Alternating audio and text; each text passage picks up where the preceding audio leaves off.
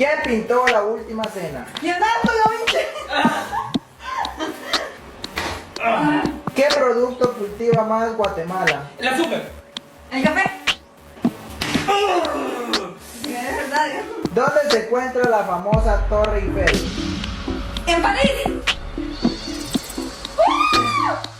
Ay, no. ¿Qué país tiene forma de bota? Italia. En Europa. Ay, me da miedo.